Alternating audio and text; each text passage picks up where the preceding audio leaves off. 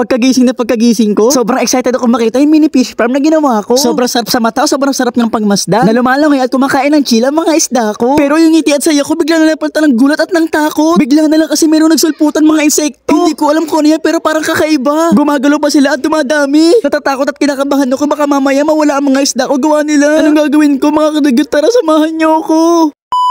Isang umaga, eto na ang day 1 ng aking mini fish farm. O diba may halaman pa? Para talaga kami nasa nature. Bibisitahin ko kasi tong isda ko kung kumusta na sila. At sobrang saya ko dahil okay naman sila. Nung una, akala ko nga mawawater shock sila eh. Binibilang ko nga pala kung kompleto pa rin yung mga fry. Okay, ito yung number 1 fry, number 2 fry, at number 3 fry, number 4, at ito naman ang number 5 fry. Ay, sa wakas naman kompleto pa sila. Hindi sila na water shock at komportable sila sa bahay nila. Kakatapos ko nga lang pala mag-breakfast. Kaya sila naman ang papakainin ko. Ang pinapakain ko nga pala sa kanila itong PO1. Nakita ko lang din sa iba na ito pinapakain. Kaya ginaya ko lang. Ano kaya ibig sabihin ng PO1? At saka napansin ko, favorite to ng mga malalaking molly. Kasi kahit nasa aquarium pa sila, ito pinapakain ko. Pero nagtataka lang ako dito sa mga anak nila. Nasa harap na nila yung pagkain para ayaw kumain. Naisip ko siguro dahil baby pa sila, hindi pa nila kaya kumain ng malalaki. Buti na nga lang kahit medyo baguhan pa lang ako, nag-aaral na ako sa isda. Kung makikita nyo, ito yung mga gamit. Pero kasi ako napanood na meron daw talaga pinapakain para sa mga fry. Kailangan lang natin ng lagayan at ito yung pinapakain. Hindi ko sure kung tama pero decapsulated baby brine shrimp ang pangalan nito. Nung binili ko to, meron na ito kasamang syringe. Alam niyo ba, yung mga isda ko dito sa aquarium ay parang mga aso na rin. Kasi kilala nila ako. Every time na makikita nila ako, lumalapit sila. Akala siguro nila ipapakainin ko sila. Eh kaso kakatapos lang nila mag-breakfast, baka masobrahan. Ang galing nga, sa akin lang naman sila ganyan, pero sa ibang pamilya ko, hindi. Ibig sabihin siguro nun ako talagang amo nila. Pagkatapos kong kunin yung BBS, eto na nga, babalik na ako sa aking mini fish farm. O diba ang astig para ka talaga nasa gubat, ang dami mong dadaan ng mga halaman. Kailangan din kasi na maraming halaman para hindi pasukin ng mga bata. Pagbalik ko nga din pala, hindi pa rin kumakain ng mga fry ko. Nasayang lang tuloy yung PO1, ang dami ko parang nailagay, akala ko kasi kakain. Base nga pala doon sa napanood ko, ganito nga pala nila ginagawa yung BBS. Bago ipakain, kumukuha na rin sila ng tubig mismo sa aquarium. Yun nga lang, hindi ko nga lang alam kung gaano kadami, kaya tatantyahin ko na lang yung paglalagay ko dito ng BBS. Pagkalagay ko ng BBS doon sa tubig, hahaluin lang natin to. Kailangan halong-halo ha. Medyo nakalimutan ko na kasi pero pakitama na lang ako kung mali. Pagkatapos kasi haluin, iiwanan muna natin to ng 20 minutes. Hindi ko alam kung bakit pero siguro medyo para matunaw. At after 20 minutes, eto na nga, ipapakain ko na sa aking mga fry. Hiwa-hiwalay kasi sila kaya binuhos ko muna dito sa isa. Medyo nagulat ko nga ata siya, akala ko na hindi siya kakain. Pero tignan nyo, ayan na sobrang cute, kumakain na siya ng isang piraso. At nakita na nga din ng ibang kapatid niya at isa-isa na silang lumalapit. Siguro nga gutom na nito ibang kapatid niya. Yung isang kapatid nga niya, ang bait, tatawagin daw niya iba niyang kapatid. Tatawagin ko yung iba nating kapatid, wag mo ubusin yan. Napakagaling nga nitong isa eh oh. Habang hindi pa nakikita na ibang kapatid niya, talagang sinusulit niya ang pagkain. Pero pinagsabihan ko na siya, sabi ko hinay-hinay lang ha kasi baka maubusan iba mong kapatid. Apa Kuya Dugs! Kinabahan nga din pala ako ng konti. Akala ko kasi makikiago pa tong dalawang molly na to pero hindi na pala. Malaking pagbabago ang nanay at tatay nila dahil bumait. Talaga namang pinagbaobayan na nila yung pagkain ng anak niya sa mga anak nila. Hawarang magulang na talaga sila at habang pinagmamasdan ko nga itong mga isda ko, bigla na lang ako natakot at tagulan. Grabe ano to, bigla na lang nagkaroon ng ganto. Bago ko nilagay yung halaman na yan, wala namang mga ganyan mga insekto ah. Grabe nakakatakot naman, gumagalaw po sila tsaka dumadami. Saan kilang galing itong mga to? Safe ba to para sa mga isda ko? Baka mamaya magkasakit mga isda ko gawa na ng mga to. Mga kadugit, tulungan niyo ako, ano ba yan? Aalisin ko ba yan o hahayaan ko na lang? Medyo nababahala tuloy ako, baka mamaya maubos na naman ng mga isda ko at mapunta sa walang pinagpaguran ko. Ayaw ko mawala ulit sa akin mga fry ko. Sa mga kadugit, tulungan niyo ako. Anong gagawin ko?